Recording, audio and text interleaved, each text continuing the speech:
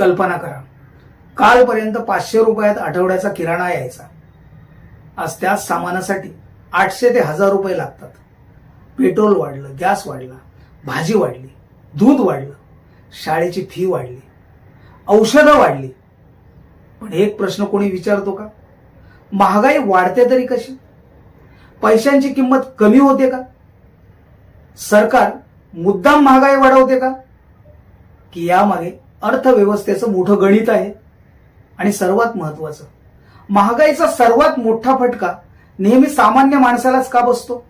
आजच्या व्हिडिओमध्ये आपण कोणताही राजकीय चष्मा न लावता महागाईचं विज्ञान, अर्थशास्त्र आणि वास्तव सोप्या भाषेत समजून घेणार आहोत.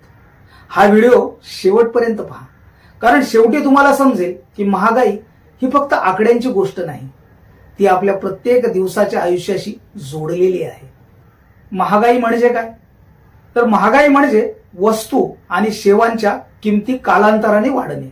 समजा आज दूध 60 रुपये आहे, पुढच्या वर्षी 68 रुपये झाले. हीच महागाई. महागाई वाढली म्हणजे फक्त वस्तू महाग झाल्या नाहीत, तर आपल्या पैशांची खरेदी करण्याची क्षमता कमी झाली. बरं, मग ही महागाई वाढते कशी?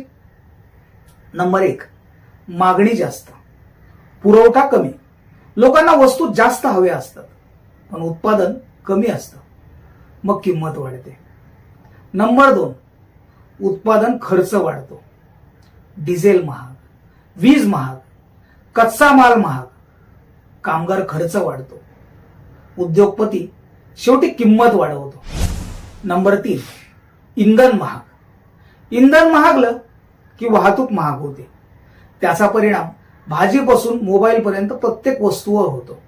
नंबर 4, जागतिक कारणे, युद्ध, तेलाचे दर, डॉलर मजबूत होणे, आयात महाग होणे, यामुळे भारतातही महागाई वाढू शकते. नंबर 5, नैसर्गिक आपत्ती, जसे की दुष्काळ, पूर, अवकाळी पाऊस, यामुळे पीक कमी येतं, भाजी धान्य महाग होतं. नंबर 6, चलनवाढ. बाजारात जास्त पैसा फिरला पण उत्पादन तितकं वाढलं नाही, तर किंमत वाढू शकतात. महागाईचा सर्वात मोठा परिणाम मध्यम वर्ग आणि गरीब वर्गावर होतो, कारण त्यांचा पगार लगेच वाढत नाही, पण खर्च दर महिन्याला वाढतो. घरगुती बजेट बिघडतं. पूर्वी बचत व्हायची, आता EMI, फी, औषधं, किराणा सगळं वाढतं. शिक्षण महाग, फी वाढते. पुस्तक महाग, बस फी वाढते. आरोग्य, औषधं, हॉस्पिटल, इन्शुरन्स सगळं महाग. घर घेणं कठीण. व्याजदर वाढले तर EMI वाढतो. बेरोजगारीवर परिणाम होतो. कंपन्यांचा खर्च वाढतो. कधी भरती कमी होते तर कधी नोकर कपात होते. मग सरकार काय करते? सरकार अनेक उपाय करते. धान्य वितरण, करांमध्ये बदल, आयात वाढवणे, साठेबाजांवर कारवाई. तर दुसरीकडे रिझर्व्ह बँक व्याजदर वाढवून बाजारातील पैशांचा वेग कमी करण्याचा प्रयत्न करते. महागाई हे नेहमी वाईट असते का? तर नाही. मर्यादित महागाई अर्थव्यवस्थेसाठी चांगली मानली जाते, कारण उद्योग वाढतात, रोजगार निर्माण होतो. पण नियंत्रणाबाहेर गेलेली महागाई धोकादायक असते. महागाई ही केवळ सरकार, उद्योगपती किंवा व्यापाऱ्यांची गोष्ट नाही. ती प्रत्येक घराच्या स्वयंपाकघरात दिसते, प्रत्येक विद्यार्थ्याच्या फी मध्ये दिसते, प्रत्येक शेतकऱ्याच्या खर्चात दिसते, प्रत्येक नोकरदाराच्या पगारात जाणवते. महागाई समजून घेतली तर योग्य आर्थिक निर्णय घेता येतात. तुमच्या मते आज सर्वात जास्त कोणती गोष्ट महाग झाली आहे?